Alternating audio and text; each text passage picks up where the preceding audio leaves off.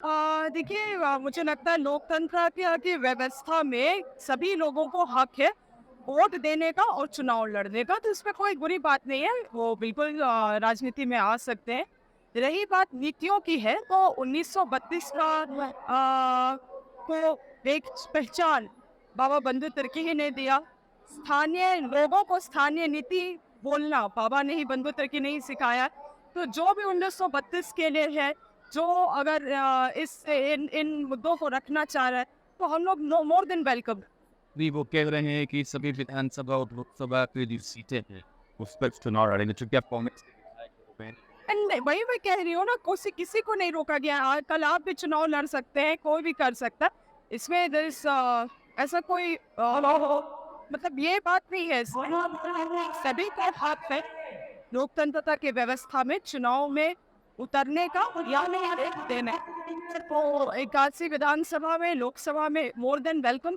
बिल्कुल, लेकिन ये बात तो सामने आ रही है कि जिस देश से झारखंड अलग हुआ था, उनका एक कहना जिस हिसाब से बलिदान दिया था, आज तो झारखंड असहज महसूस कर रहा है। यहाँ तो छात्रों को तवज्जो नहीं दी जाती है, 60-40 की बात होती है। बात तो यही है ना, मुद्दा तो यही है। देखिए, जब आपको मंच मिलता है या आपको माइक मिलता है या लोग जब आपको सुनते हैं, तो आप किसी के ऊपर भी बहुत बड़ी जिम्मेदारी होती है। और इसीलिए लोग जिन चीज़ों को, मुद्दों को रखते हैं, कैसे रखते हैं, वो भी बहुत बड़ी जिम्मेदारी।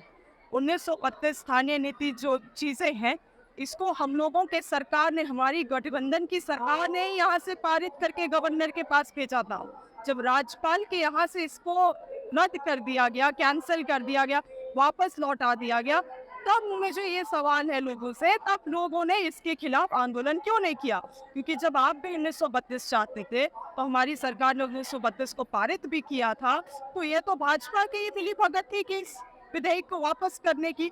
तो तब लोगों ने आवाज क्यों नहीं उठाया? तब लोग धरना के में क्यों नहीं बैठे? तो मेरी यही चीज है कि लोग, हम, आप, बाकी के जनता, झारखंड की जनता समझे कि कौन से मुद्दे सही हैं, मुद्दों के पीछे में उसका तर्क क्या है, और सही चीजों के लिए सही को सही बोलना सीखे और गलत को गलत बोलना सीखें। आज कह रहे हैं ना कि आप 90-10 कर दीजिए, 100% रिजर्वेशन कर दीजिए, कहाँ तकलीफ है? आप ये मुझे बताइए ना, किस राज्य में 100% रिजर्वेशन होता है?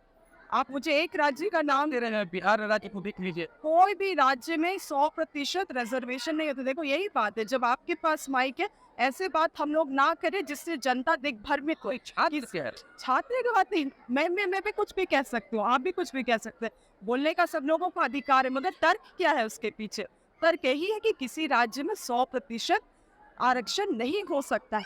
रही बात जो बहुत लोग बोलते हैं 60-40, 60-40, 60 आपका रिजर्वेशन है, बाकी 40 में क्या हमारे लोग उसमें नहीं निकाल सकते हैं?